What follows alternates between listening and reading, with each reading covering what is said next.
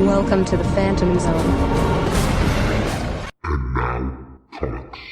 Hello, and welcome to And Now Comics. I am Lou Gonzalez. Joining me this week is Connor Irving. My nickname is Power of C. Ellen Muir. Dude, that's just why. And Ryan Fretz.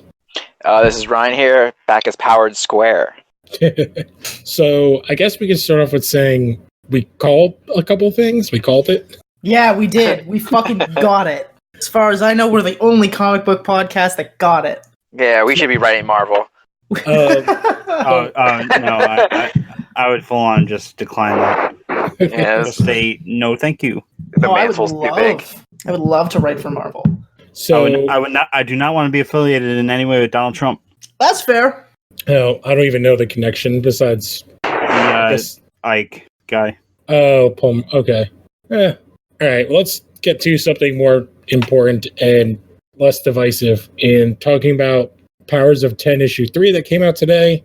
So I guess we could say we start off with it opens where we basically have our mini Suicide Squad team, which is Zorn, Rasputin. What's this other dude's name? Cardinal. Yeah. Which we get like the name. So Rasputin is a combo of Choir, which I think was, oh my god, I forgot the name. It was like Kid something. Kid Omega. Kid Omega, Rasputin, Bane, Pride, Kinney. So Laura Kinney. And then Cardinal is obviously Nightcrawler. It says Freeman and Gray, which I'm guessing Nate Gray is the only Gray I can think of. But then we have Zorn, which it is specifically Kuan Yin Zorn. So it's the one that has the black hole in his head. And then we get confirmation that it is, although he didn't speak, and we assume that he's dead. So we see that these Apocalypse's four horsemen are Wolverine, James Howlett is War, Death is Zorn, Pestilence is North, which is the person in the green Magneto armor. And we learned that is Dane Frost. So that is the son of Lorna Dane, who is Polaris, and I don't know who Frost is. Emma Frost? I guess it's... That's like the only person I can think of. Yeah, did they have a son? It says Chimera second gen. Yeah, because so they're like all engineered. They're all the breeding pits from Mr. Sinister. So Zorn and Wolverine are actually Zorn and Wolverine from our normal timeline. Mm-hmm. So North is the second generation Mr. Sinister creation of Emma Frost and Polaris. So it means he has psychic and magnetic powers. Mm-hmm. And then Famine, which is a symbiotic relationship between Krakoa and Cypher, which... That's cool. That's cool as shit. So we called that last week. We did. So that's our Groot-looking tree guy. So like our team is, we have Zorn and North with Rasputin and Cardinal basically running distraction, killing, which is like a crazy ass scene too, which is when they're like transmorphing that baby. Yeah, like they burn half the baby's face. Well, I think it's the techno-organic virus. Exactly. That's what I was going to say. It's the techno-organic virus. Yeah, and you see it like it's crying for a second, then it's like, yay, I'm happy, I'm a baby. Infected. Yeah. The only other thing on that one, I think it's I don't know, it's the page with all the people things. Did you notice that underneath the other four, it says Mother, then it's Akaba? Yeah, I didn't know what that meant. Yeah, well, Akaba would be the name of the person. That could be who's like running the breeding pits, which is why they would call it Mother for like the gens. Yeah, is Akaba, that's the one thing I never looked up. Yeah, I'm not an X-Men expert, so I can't even tell you what that is. That's a cool name. I'm just like, it did not, so I guess I'm sure we'll find out everything. But basically we have... I'm reading it now. Akaba's like a cult of, like for Apocalypse. But I think there's a specific person. Yeah, it looks like it's merged together, but they didn't really talk about it. I guess it's going to be discussed in Powers, but it's like a reference to like Apocalypse. Okay. So we get basically, this is the last of humanity, and this is the year 100. Yes. So the last of humanity is weird cult, and so like this group of the mutants attacks them. We see Nimrod, and does the woman have a name? The red woman? Which one? The one that's with Nimrod. The one who looks like Gamora. The one who's like bald, but or it looks like she's wearing like some weird outfit. She looks like she's wearing a Mega Sentinel's gear. Exactly. So whatever, and they're like kind of talking, and basically he's like, "Yeah, I don't really care. Go do whatever, because either it doesn't involve me." And then we learn that Cardinal took some sort of thing from Apocalypse to get rid of his Apocalypse overdrive seed. Yeah, so that he can override his like programming to be docile. nature. Yeah, and we see North is just ripping the shit up out of all. But then Omega Sentinel woman shows up with like a horde of Sentinels, and Zorn's basically dying, and in the most badass kind of scene ever. Yeah, she. I forgot who is it. That's Rasputin. Mm-hmm. They're like, I don't know if you know this, but if I do this, everything's gone. Yeah, and the woman's like, you're bluffing. And Call me, bitch. You got to do it. Yeah, I love the smile they gave her. It was very X-23. You also see it on what's-his-face's face, too. When he pulls the mask up, you can see, like, his face. Oh, his face smiling? Yeah, he's like, yeah, I get it. This is what I want. Yeah. This is what I was meant for. Rip my face off. And then, so the other team, we have Apocalypse, Wolverine, and Krakoa. And so they get the information they want, which appears to be the time in which Nimrod is created. If you look at the very last page and you zoom in on the timeline, they tell you what it is. Okay, it's specific. I think what is it? 50 years. It's the 50th year of the Apocalypse War that Nimrod becomes active. I don't have the comic in front of me. It's just I remember. I believe. Yeah. Year 50, Nimrod comes online. Moira dies after receiving Nimrod origin files, so that's basically all his information. And like, yeah. So basically, the idea is this whole thing has been this kind of kamikaze suicide mission to get this crystal that has this data of like basically how Nimrod comes to be. Nimrod shows up, he wrecks the shit out of Wolverine. He gets blasted all over the place. And then he's like, no, Apocalypse, you go. And then Apocalypse is like, no, if you could see yourself, you'd see how ridiculous that is. And Krakoa like does like a cloak move and opens himself up. And Wolverine goes through. And then we get Apocalypse fighting all these Nimrods. And then they open up that like badass sarcophagus that we've been seeing, which I thought it was actually going to be Jean for a while, but it's actually Moira as like in her apocalyptic form. No, I think it was just like Apocalypse keeping her alive until she needed to die. Yes. Yeah, but like so this is the timeline where she sided with Apocalypse, is what we figure out. Like this is her, this is life 9. So yes. Yes, Alan? Could I just repeat the quote that's like Apocalypse's quote? Oh, yes.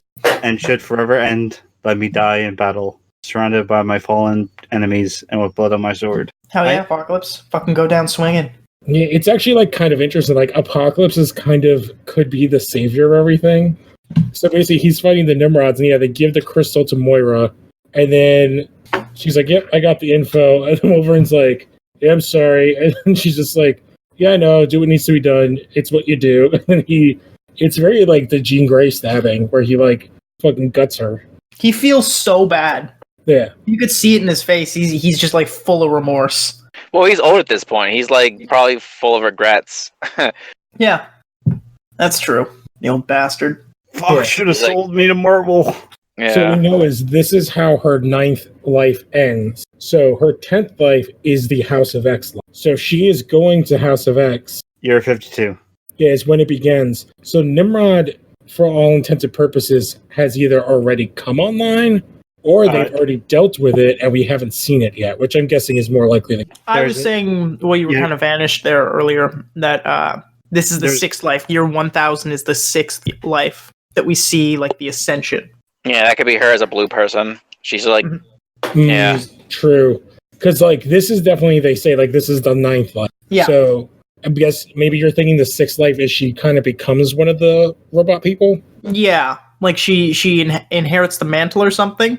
Mm-hmm. Because either the 10th life, what's the 11th life? I think that's the House of X. No, the House of X is 10. Houses of X is 10? 6 Yes. and 11 are the ones that we don't know about. Yes. Well, there is no line for 11 yet. Sorry, But true. So I think yes. My apology. I think the 6 is Ascension blank. is the 10th life. Yes. So 6 is completely blank. It's not on the map. Yeah. In the House of X stuff, or that timeline, or that life, there's a 3-year gap between Genocide of Genosha and House of X, and in that period, in Life 9, Nimrod comes online in year 50. So we still kind of don't know, because what we see in, which one was it? Hold on, I had it pulled up here. I think in issue 2 of Powers, when she like goes and talks to Xavier and Magneto, that should be the start of House of X, where she's like changing everything. But we don't necessarily know that that's true. Yeah. Because that's the whole thing with these like fractured timeline. Because in the year 10, year 49 is the genocide at Genosha. And then if 52 is the House of X, like when does this meeting happen? Because it seems like she's bringing the two of them together.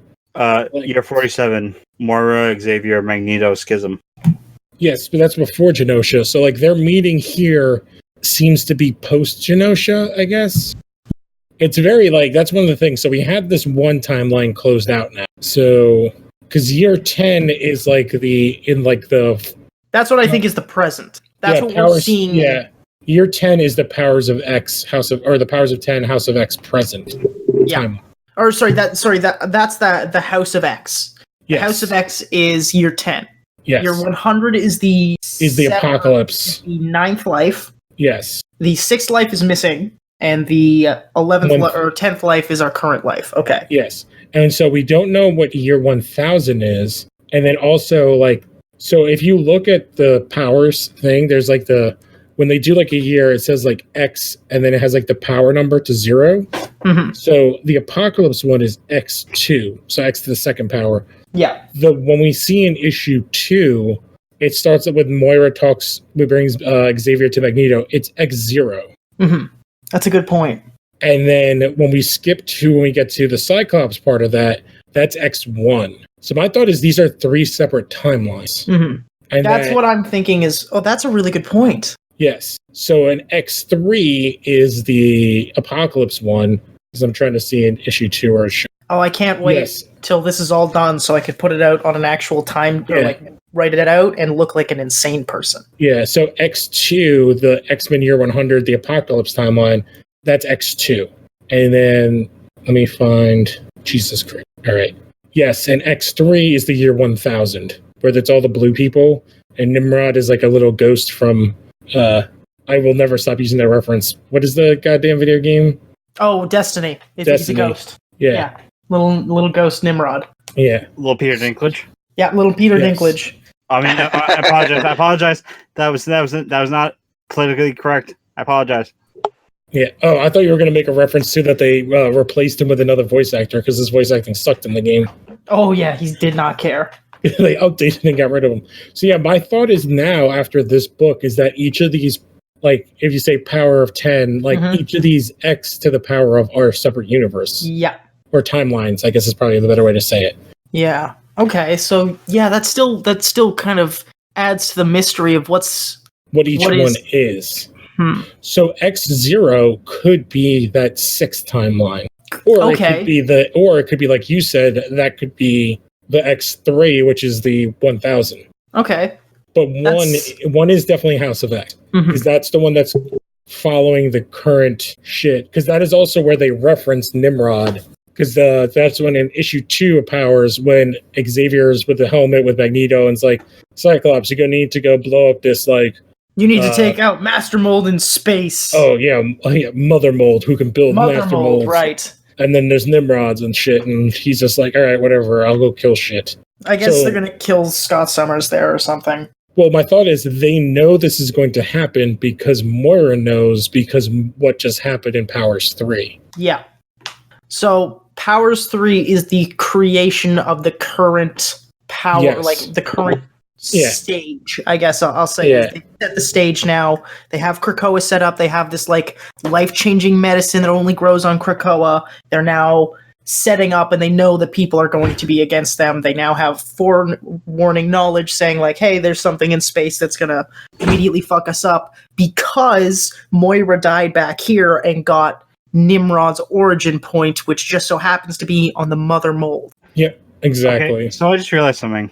Lay it on us. This whole Moira dying at certain points to get information, it's eerily sounding like save scumming in Bethesda RPGs. Oh, dude, 100% save scumming. Yeah, no, it's like playing Until Dawn over and over and over again until you get the perfect ending where all the kids survive. You know? Well, they basically you memorized everything.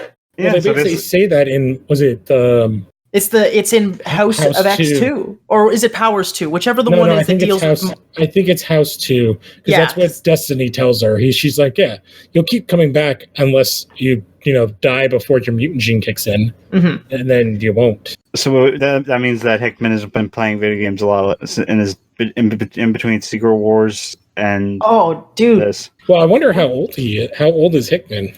Let's find out. That's a quick because he could be like, if you're in your 40s, like you've been playing video games for forever. Like my brother's in his 40s, and he's 46. Yeah, that kind of stands He's probably been playing since like Nintendo and played Final Fantasy and shit. And my dad's 52, and he's been playing video games since he was like 11. Yeah, he still plays them regularly. Like it's, I don't doubt that he's been save scumming himself. He's probably been playing a lot of like, I don't know. Oh, you know what? He probably played a lot of Outer Wilds earlier this year, and he was like, you know what? I fucking love this concept. Let's do it. Because now that I think about it, that game and this comic have not a lot to be like, oh, you're cheating, but like the themes kind of run over the same. Mm-hmm. Mostly with Moira's power being literally the power of the game. Your character dies every 22 minutes, and you're just taken back to a certain point. But in Moira's case, you die and you go back to before you're born. Yeah, I'm looking at. I'm sorry, so I'm looking at House of X number 2. So that is where we also see Moira with Apocalypse, and that is after her. I'm trying to see when is that death. So she sides with Magneto. And then after she dies that time, that's when she sides with Apocalypse. In which case they show her, she is one of the Horsemen, and they had shown Apocalypse battling a Nimrod, but they don't show her dying. It just cuts to her being reborn again. Mm-hmm. Well, that would be the timeline where she's out of the sarcophagus and then you just stabs her. Exactly. Because they show like when she's with Apocalypse, that's basically the age of Apocalypse. Because they show Cap, Captain Marvel, Iron Man, and I don't know who this is. Maybe it's Black Panther. I remember there was a bit where there was a certain section where Spider-Man was. Yes, it is like 2 pages after that. So there's like one panel where it shows like all the Avengers and X-Men taking down Magneto, which is when she dies for that. And then the next one, she's with Apocalypse and his 4 horsemen. But in this one, his four horsemen are dressed in all like Egyptian gear, except for her. And she's less of a horseman, it seems, than his queen, which would make sense why she ends up getting her own sarcophagus. Because she's almost his like ideal of survival of the fittest. Because her power means she'll always survive, because she just kind of restarts. Well, their relationship would be like Hawkman and Hawkgirl, how she just keeps being reincarnated and he just remembers everything. That would be like her and Apocalypse, basically. He just lives on, waiting for her to be reincarnated every time. Mm-hmm. I'm actually on House of X issue 1, and that red girl who was like with Nimrod is actually in there as a human in year 10. What? Yeah, it's when they're on the Master Mold. In House of X issue 1, when they go into space and they're like at the Sentinel factory in space, you see her as like a human with like slightly modifications, and her name is Karima. Or Karima? Well, Karima is Omega Sentinel. Yeah, she's the one that's in Powers of X right now. She got, because it's the same character. Yeah, you're saying it's on Mother Mold, though, right? No, she's on the Mother Mold, like they're on the space station. Yeah. Yeah, I'm pretty sure that character is Omega Sentinel. She's the bald one, right? Yeah. Yeah. Yeah, that's Omega Sentinel. So I guess she's supposed to be the same character, and she's just been upgraded. Yeah, that's what it looks like, because it's the same, like, she's probably been brainwashed, or maybe she's some sort of iteration on her. Maybe Nimrod did the same thing where he pops you in the paw, he downloads all your information, then just goes. Yeah, my memory of Omega Sentinel is like very vague. She is a human sentinel, which is weird to explain. Yeah, I'm gonna just Google it. So give me 1 second. Yeah, I'm looking. Yeah, because in the future timelines, they don't really refer to her as like a name or anything. But if you look at the House of X, you see it in like the past. Yeah. So she's basically a Terminator, but specifically for mutant. Well, that's what all Sentinels are. Yes, but like she's like the Terminator Salvation one, where like she's kind of human-y. So she has like all the superhuman speeds, but she's a cyborg. Yeah, it really just depends what arc you're looking at. It kind of her powers or whatever she is kind of changes from time to time. But eventually she joins the mutants, I guess. Yeah, she was a good guy for quite a while, but it makes sense that like her prime directive is kind of destroying mutants. Okay. Well, because she was created as a Sentinel. Yeah, she was made by the Prime Sentinel program. Yeah. Which is, as far as I can tell, some very late 90s, early 2000s comic book bullshit. Yeah, even the front page of Powers of X, she's in that cover. Well, she's got to have some sort of greater meaning than just dying in year 100. Yeah. Yeah. Maybe she's like a constant. Maybe she's in every timeline. No, well, I guess theoretically she would be in every timeline, but maybe she has a big part in every timeline. She's part of like the Sentinel thing, which is like so like just like how there's always a Master Mold and there's Nimrod, like she's part of that as well. Okay. There's always a Omega Sentinel. That makes sense. Yeah, because it's kind of again, if you think of Sentinels are kind of like the Terminator program, it's like it's inevitable.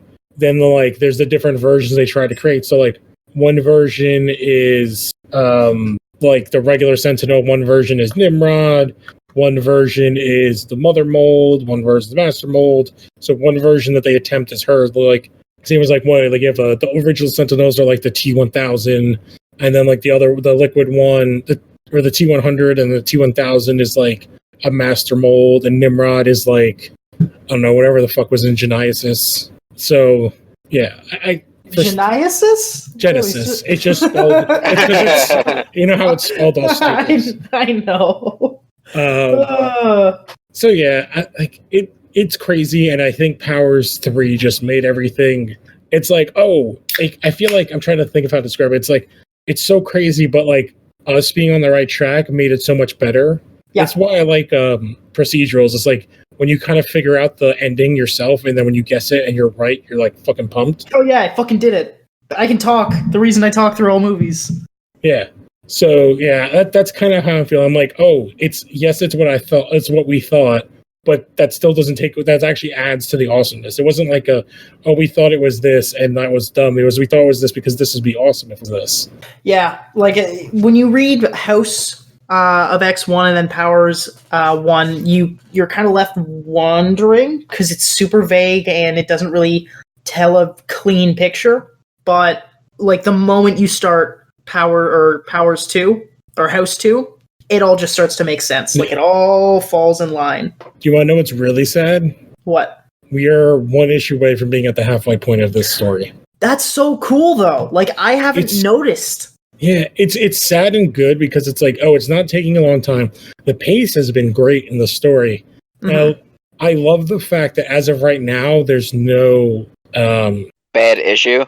Well, not bad issue, but also like there's no like additional stuff to read with it. Like it's not like the giant overarching like it's not War of the Realms, which even though that was good, like it's not that where there's like 17 issues to like it's literally just X-Men oriented. It is an X-Men kind of event. There is and Spider-Man, or I guess Venom, has his own event going on right now with Absolute Carnage that takes more of that spectrum, where it has like there's a Deadpool crossover that just came out today. There's the Scream that came out last week. Next week I think is the Miles Morales one. So that kind of takes care of all the crossovers, whatever sort of storyline things you need.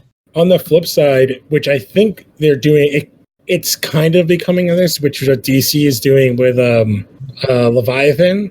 So I think it started off, there's like 2 issues that connect to Superman. But then it starts. Leviathan? Yeah.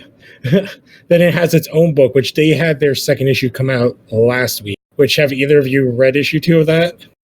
No, I only read the I think first it's issue that issue you linked 3. me. So the third one of the cool, because I think it's the end of the first one that Damien goes to Batman and he's like, yeah, I think Jason is Leviathan. And that's where they have like the whole detective group where it's Batman, it's the world's greatest detectives -1. So it's Batman, the Question, Lois Lane, Detective Chimp. No, Detective Chimp is the one that's not on it. I don't believe he is. Let's say the Question, Plastic Man. Who the hell is? Who's the other? Manhunter, who's a character I don't know. I think she's like new for the book. And then basically they're like, oh, we're trying to figure this out. And they go and like confront Jason, and Jason beats the shit out of everybody, which was really awesome. And then at the end of it, he has like an interview kind of thing with Lois, where she's like the only one left. And he's like, basically like, if this was me, this is what I would be doing, but it's not me. But if it was, this is what I would do. And you shouldn't be asking like, who is doing this, but why? And the answer of why is because the heroes have basically sucked, and everybody knows that they suck, and that they haven't been doing their goddamn job. So somebody's finally come along, and he's like, because there's never been any bodies. And then I think in one of the issues, they figured out that one of the people that showed up was actually like somebody that was in one of the organizations that got destroyed. So he's just turning people. And some of the people they've shown him talk to have been very interesting. I think the last one was actually Batgirl to turn her. So I don't know. That book's been very interesting. Yeah, they've had 3 issues. But yeah, they're not doing any spin-offs or anything with that either. It's just basically, it was the 2 that kind of let in, and then now it's just its own thing. That's cool. Like, I really like the intro to the story, but I don't know enough of the side characters, and to be fair, DC's universe besides Batman, enough to like pick it up week to week. But I am interested that when it is released paperback, I'm going to pick that up. Because I love the concept of somebody coming in and just being like, you're not doing your fucking jobs, I'm doing your job now. It's definitely an interesting book, and it's kind of what spun off like how they gave Lois and Jimmy his own book. Yeah, although they're not like specifically connected, but it was definitely like what helped it along. Yeah, when I was at the comic shop today. One House of X or Powers of X was gone. I got the last copy or second last copy, something like that. Which is a great sign. And 2, they had like the Jimmy Olsen book. I really wanted to pick that up, but I couldn't find the first one. Yeah, I'm trying to remember. I read the first one. It's like really, it's kind of in a fun, goofy thing, and not in a like it's not super serious. Yeah, I want some slice of life stuff. Like I just read all of I've been on a manga spree recently, and you can just read hundreds and hundreds and hundreds of pages of that. It's all action and adventure and stuff like that. Sometimes you just need to calm down. Read like Scott Pilgrim or something. Oh, the one person I missed in the detective group was Green Arrow, which there's actually some interesting rumor, because everyone's like, oh, who is actually Leviathan? Because they're kind of setting it up that it is like one of these people in this group or one of the other like main characters they've shown. And a lot of people have like this theory that it's actually Green Arrow. That he's Leviathan? Yes, because his book has ended, and at his last issue was that they said that he basically goes like, I'm not going to be Green Arrow anymore because of like all the shit that happened in his book, plus with Speedy with Arsenal getting killed. And then he basically like is pissed off at the entire like, you guys are supposed to protect them, we're supposed to do better, like all this shit, and then it basically like broke him. Oh shit! Okay, cool. Yeah, but like broke him in a way where he's actually like, because they haven't shown Leviathan killing like anybody. Villain, you know, and that's a good point. Like he's not killing anybody, so hypothetically he's still a good guy, just using like fear as a tactic, which is like okay. Batman. Like I was just gonna say, Batman does that. Like he tries to do intimidation. Like, and to a degree, petty crime doesn't really exist in Gotham, as far as I know. There's no shoplifters anymore. It's just like murder and like it's literally I got a bomb. Just hardcore crime because because Batman will just kick the shit out of anybody. The same veracity he'll use for a murderer, he'll use for somebody who just steals a purse. Well, that's actually like one of the awesome lines in the 3rd issue is like from Jason talking to Lois, and he's just like, oh, he's like, it kind of starts off where he's like, don't you know if like Leviathan took out the Dio, Spiral, Argus, Cadmus. He's like, they have everything. They know all of our secrets, all our identities, all our connections to each other. So, like, they can do all that. They can, like, pit us against each other. And he's like, here's the thing. Batman loves a whodunit. Finding out who it is all fun and stuff. But the part that hates, that eats at his soul, is the why. And it's like, because the why is, it's going to reveal that everything that they've been doing has completely been for bullshit. And Leviathan's going to show that, like, they've been doing it wrong the whole time. I like that. I'm really into that concept. I've been a big fan of comic books in the last little while, kind of challenging the idea of superheroes. Like, we're now just getting to it in the pop culture sense, like with the boys blowing up, and that's all about, like, taking down corrupt superheroes that are celebrities with superpowers, whatever you want to call it. And seeing it being tackled by, like, a major publisher is a really cool concept. I'd like to see how it plays out in this world, and I'm gonna see how this plays out in this world. Yeah, it's very interesting. And they're also doing, like, putting Lois in the forefront is, like, my favorite part of this book. Because, like, one of the things is, like, her and Bruce are talking, and they're, like, in the new Fortress of Solitude or whatever, and they're talking, and he's just like, she's like, no, we, like, because they had Amanda Waller there. It's like, no, but I was here, and he's like, yeah, and you're not the most trusting man in the galaxy. And he's like, she's just like, well, he's more hopeful than trusting, but yeah, I guess you're kind of right. Like, talking about Superman. Yeah. He is kind of just, like, way too into seeing the good of people. Yeah. He's not trusting is a very good way of putting it. He wants to hope for the best all the time. So, other than that, I don't know. I don't have anything else to really talk about. I literally finished reading Crisis on Infinite Earths an hour ago. Okay. And ahead of, like, the CW shows coming back in the fall. So you just wanted to get the head start, and so you can compare? Yep. So I did that, but is there anything else any of you guys been reading, or do you want to get to our, I guess, two-man debate? I mean, like, I picked up JoJo because they just pressed the newest, or part 4 on, like, in English, so you can pick up, like, the first 20 chapters, and it's gorgeous. It's like a really nice hardbound or hardcover book, very nice art, obviously, by Araki himself, and colored in certain parts too, the same way that it was colored in the TV show. So, like, when you are given, like, these big panoramic shots of these characters on the sky is like this deep yellow, and the ground is like a green, and the pavement's like this weird off yellowish color. It's wild, but yeah, that's good. That's all I want to talk about. Please go read JoJo. Anything, Ryan, or? The only thing I've read today was Powers. I caught up on Valkyrie, which is getting really good. And I read... Oh, what was it? I don't remember. It's fine. And yeah, if you didn't remember, it wasn't important. Oh, I read Guardians of the Galaxy. My mistake. Okay. Was it good? There is, like, a whole, like, I want to say 5-page panel about Rocket and his origin, and it's very, like, messed up. He's created by the High Evolutionary, right? Yes and no. They kind of changed it, and it was, like, very sad. Think of, like, Dexter from, like, the Red Lanterns, but like on, like, a prison planet. So it's like it gets very dramatic, and I recommend reading it, but it's kind of out there because the new Guardians is kind of all over the place at the moment. Since a lot of it's hard to explain Guardians right now. Just go read it. Just go read Guardians. Okay, worth it. All right, are we ready to move on to the debate? Two-person debate? I am.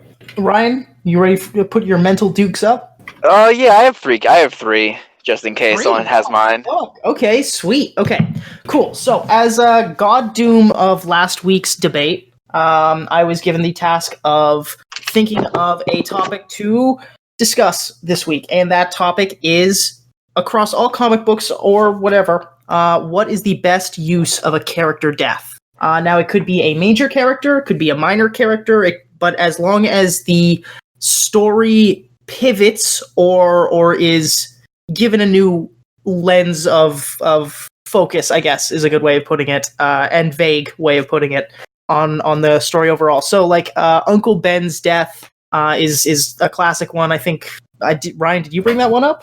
Can't remember. Yeah, I brought that up.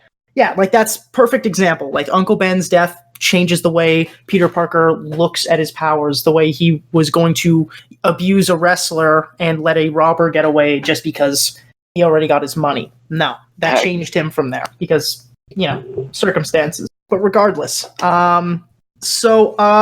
here, I'm going to say, I don't want to decide who goes first, so I'm going to say pick a number between 1 and 10. Closest to gets it. Goes first. 7. 3.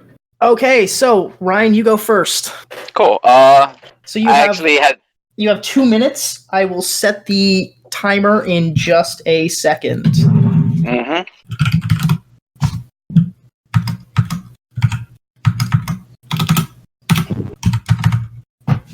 Okay, 3, 2, 1, go. Well, originally I had Uncle Ben, but that was pretty obvious. And then my next go-to was the Waynes, because that basically narrated Bruce Wayne's entire life. But that's also pretty well known at that point. So my main guess was Peter Parker, when Otto Octavius basically killed him and took over his body, because that introduced Superior Spider-Man, as well as in one of my personal opinions, one of the best Spider-Mans, because he got things done as a Peter Parker. He got him a doctorate. He got his entire college diploma done in a month. He built Parker Industries. He was very more effective on crime than Peter was. He took out the Sinister Six in I think a week it was, as he knew where everyone was and locations. And I don't know, he was very more analytical and intelligent than Peter Parker usually is. And he really wasn't taken any sass as when he joined the Avengers as Otto Octavius. He basically knocked out Wolverine when Wolverine was giving him crap, and he wasn't putting up with it. I really don't have anything else on Peter Parker, but another one of mine, which was Wally West in Heroes of Crisis, because that ruined DC for me. That's all I have. Okay, yeah, no, that was good. That was you did a whole minute and 20 on Peter Parker there. I didn't even consider Peter Parker in this, because he dies a couple times. But Doc Ock was the best use of Peter Parker going away. When you said Peter Parker, I thought you were going to do Miles Morales. So coming out of left Miles with Superior Spider-Man was a pretty smart move. Yeah, Miles is also pretty well known at this point, since he's been in Into the Spider-Verse, but no one ever gives Doc Ock anything. That's true. Doc Ock literally had to make his name Spider-Man or Parker. All right, Lou, you ready to go? Yes, I am. All right, 3, 2, 1, go. All right, so I also had thought about Wally West, or actually, what I thought about was actually Barry Allen. I was reading Crisis. But what I landed on, I think, is one of the most important deaths because of what it has given us, and that is actually the death of Superman. So, that 1993 run, where we get the creation of Doomsday. He comes, he fights Superman, and we actually see for all intents and purposes, the greatest superhero in all of comics, one of the most, if not the most well-known, probably number 2 of all time, to actually be defeated and killed off. And what we get in its wake is not just the story and how that universe is completely changed therein. We see the rise of several other heroes to take his place, and Steel, a black Superman, Superboy, who is a clone that's the combination of Superman and Lex Luthor. We get Cyborg Superman, Hank Henshaw. We get the Eradicator. We also get dealing with Lois, dealing with his death. And I guess one of the big arguments I have for this being important is we've actually seen this in other media besides comics 3 or 4 different times. We saw it in a take on the original animated show. We've seen the direct adaptation of the death and return of Superman in video games. We saw it in Batman v Superman and into Justice League, even if those aren't good. We saw it in the newer animated features with Death of Superman and Reign of Superman. And I believe the old Justice League episode, it was actually Superman got taken to the future and was hanging out with Mr. I Was There, is Vandal Savage in the future, and he got to actually watch his funeral on DVD. But yeah, so I think the most impactful death in comics to me, even though it didn't stick, which no death does in comics, was the death of Superman in the 90s. Okay, so when I thought of this topic last week, that was the answer that I would have chosen. Because it not only changed comics, it changed everything. The way we view character death in general was changed the moment Superman was like, I'm gonna die. Not. Yeah, like he does come back, but all because the whole joke, which it was funny, is that like, oh, everybody, no one stays dead except for Ben Parker and the Waynes. Which, until recently, that was true because Thomas Wayne is back, and Ben has been brought back a couple of times in certain forms. So is Peter's parents, and you know, like not to like look. I like the death of like Peter. But Peter has died multiple times, but mostly in the death of Peter, I would say the difference between the two is when Peter dies, like Ryan said, it shows how shitty he is with all of his abilities and intelligence when Octavius takes over, as opposed to when Superman dies, it leaves this gigantic vacuum in the DC universe. Mm-hmm. That, like, not just for the planet, but like intergalactically, like he is that much of a force of power that it scares people off of the planet. Mm-hmm. So yeah, that's a really good answer. Yeah, and not to mention all of, like the stuff that happens afterward, because like the Cyborg Superman destroys Coast City. Like, there's a lot of ramifications post, which is what they were actually like. I think we talked about last time was the movie with Nicolas Cage was supposed to be like the death of Superman and Resurrection. No, yeah, I remember we had that talk. Oh yeah, well. Plus, the 90s were interesting enough, like especially with comics. Very vibrant colors, very, very long hair is what I'll say. Yeah, Superman was rocking the mullet hard at that time. Yeah, like I still have a sealed copy of The Death of Superman my dad picked up came out because everybody thought it was going to be big, and it's like $120 on eBay or something like that. Regardless, yeah, that's a good point. Ryan, do you have any counter arguments to that? Why do you think Spider-Man and his death and resurrection through Octavius is better than the death and return of Superman?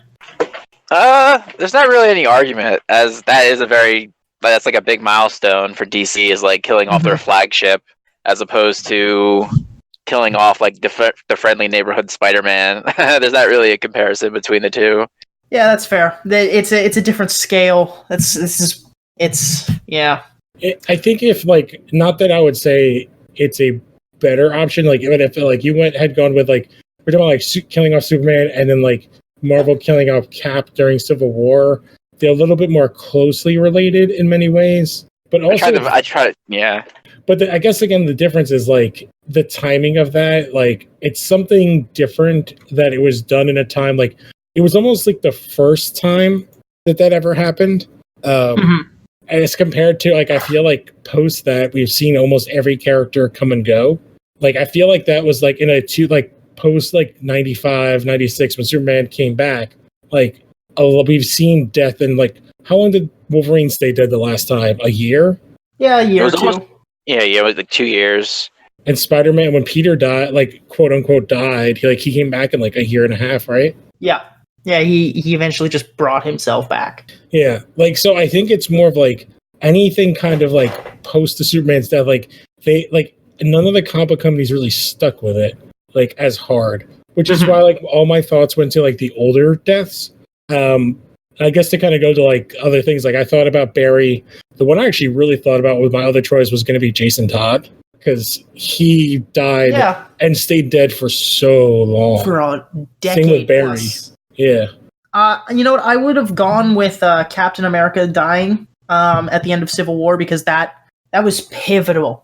I remember seeing that in like the magazine, any magazine. Yeah. Even though other characters died in that run, his death at the end was such like a huge shift. Like, it shocked everybody. It stopped the fighting like dead in the tracks. Everybody was like, "Oh shit, Captain America's dead." And also, like, how they ended up doing it with having Sharon be the one that actually gave the killing blow. Yeah. Or the killing shot. But again, like, he only stayed dead for, like, a year. Yeah. Yeah. It's like... I think they showed him, like, in stasis, like, 4 months later. Probably, honest. Knowing Marvel, they probably were just waiting, frothing at the mouth. But this was definitely a great question, I would say, because like, yeah, I like really thought about like, man, which actual death like really impacted, to me, like I looked at it as impacting like kind of the universe and like kind of the industry and that's why Death of Superman kind of popped in my head. Mm-hmm. Yeah, Death of Superman was like I said, my example. That would have been the answer to the question if I were the asker. But yeah, okay. So I guess Lou, you win. Congratulations. So yay! You are the God Doom of next debate. Yeah. So you can pick the topic, whatever you want. You did a good one last week when we were off, when we weren't recording. I don't know if you want to do that one. Or... Yeah, I think I am. So I will have that be on here. And okay. Then, so my question for next week is, if you are going to have any writer who has not done a specific, like I don't know if you want to say a character or a book, what writer and book would that be? I.e., like we've had Grant Morrison, who's one of my favorite writers, has done the X-Men, he's done Batman, he's done Superman.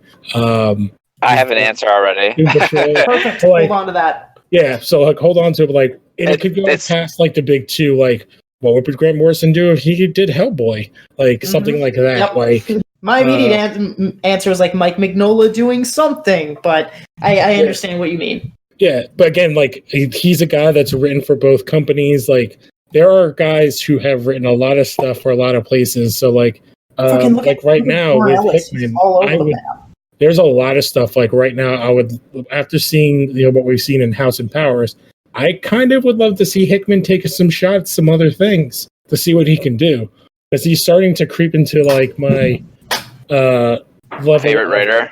Yeah.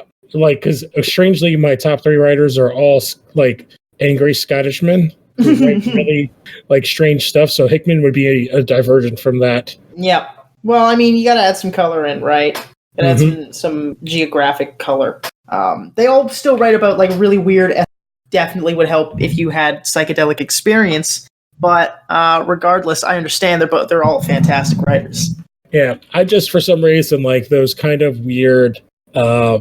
Kind of writers, like those weird kind of, I don't even know what you would say, like it's like they are a category, and like them, because when I say like Scottish guys, it's Alan Moore, it's Neil Gaiman, and it's Grant Morrison, and I think Hickman is kind of in that same kind of camp of like writing these like high thought, kind of high strangeness, like weird.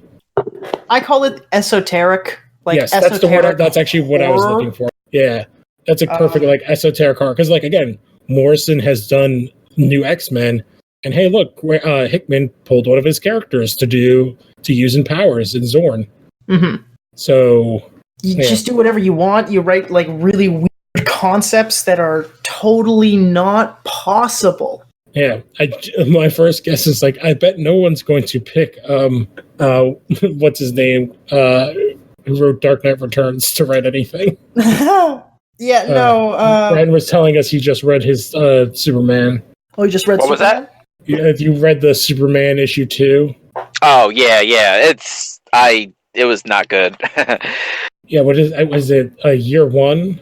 Yeah, I think I have the link if anyone needs it to like read. Yeah, no. You know what? No, don't spread piracy, actually. That's illegal.